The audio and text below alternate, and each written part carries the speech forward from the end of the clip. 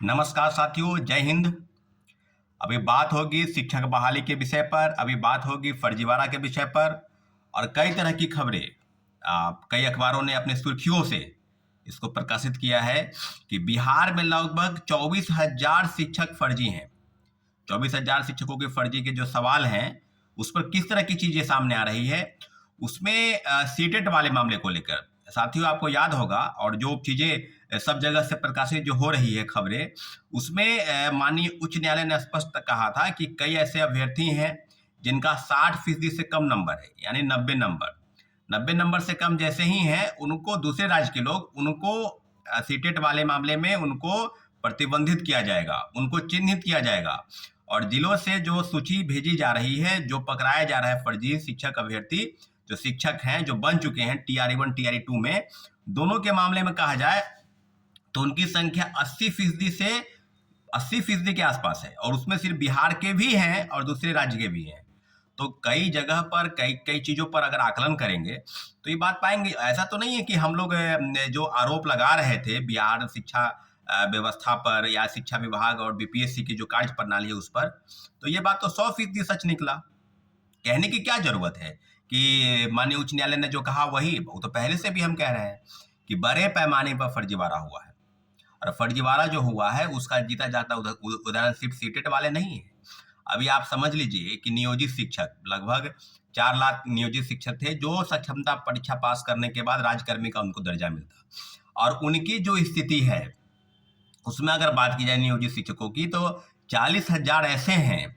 ये मैं नहीं कह रहा हूँ, योगेंद्र सिंह जो है निदेशक माध्यमिक शिक्षा विभाग बिहार सरकार के IAS अधिकारी रहे हैं, IAS अधिकारी हैं।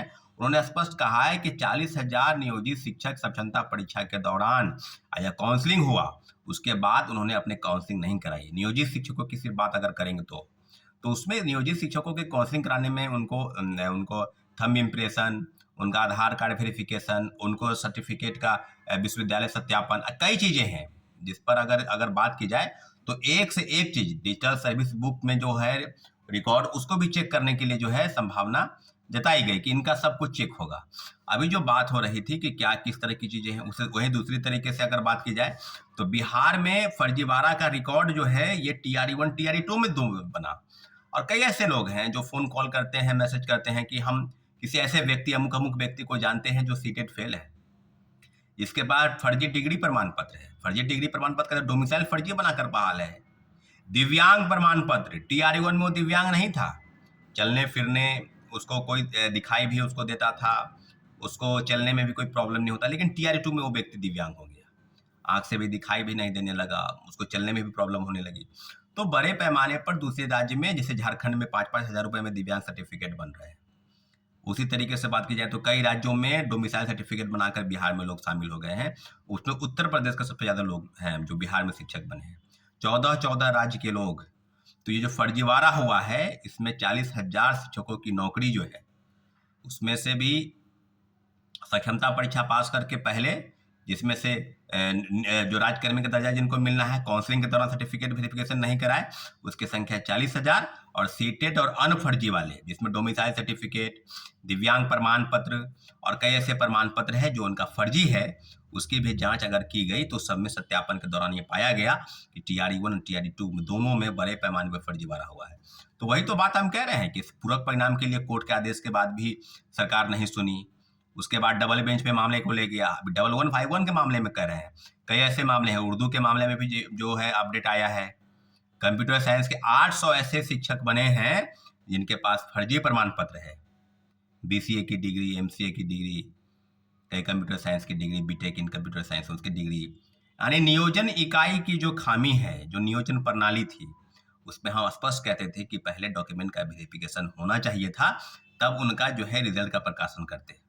दूसरे तरीके से बात की जाए तो किस प्रकार से रिजल्ट, किस प्रकार से चीजें की गई, TRE 1 में तो बड़े पैमाने पर की गई, TRE 2 में भी की गई।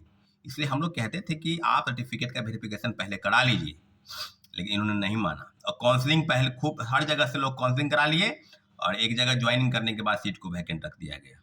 पूरक परिणाम के लिए लगातार संघर्ष चला। आपको याद होगा TRE 1 में कहा जाए तो मात्र 2773 लोगों का रिजल्ट दिया गया।